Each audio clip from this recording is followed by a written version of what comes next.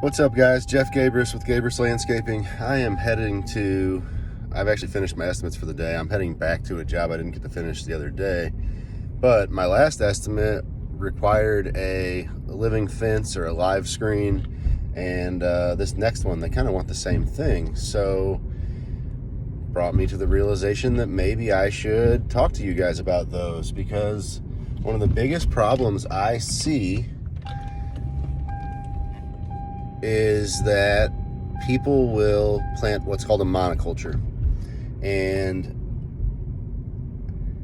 the problem with planting a monoculture is that it only takes one pest or disease to wipe out your entire screen or your entire fence. So what I would recommend, rather than planting a huge line of arborvitae, which is what most of you are going to do, break it up. Put like 3 together. In fact, go ahead and do this. Here's a thing I like to do.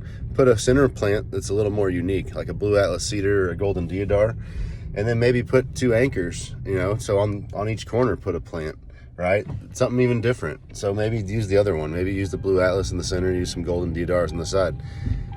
Then use a couple of your green giants, all right, your arborvitae. You could use 3 and 3 on each side. Use some Norway spruces, all right? Put a couple Norways in there, some white pine, Canardi junipers.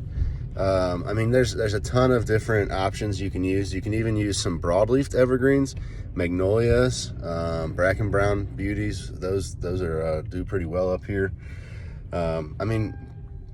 Leland cypress. There's a ton of options, blue spruce.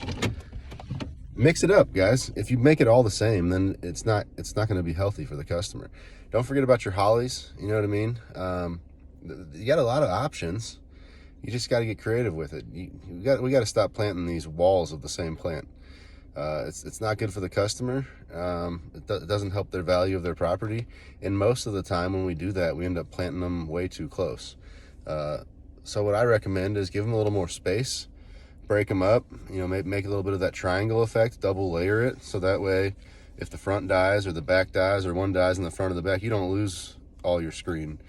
You just got a gap you got to fill, and so you can bring something else in and replace it, and in a couple years you'll be good to go. And in the meantime, it's not really that invasive. You don't lose too much of your privacy.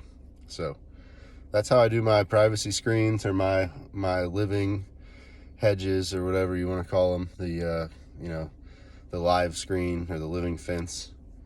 And hope that helps you guys. Have a great day.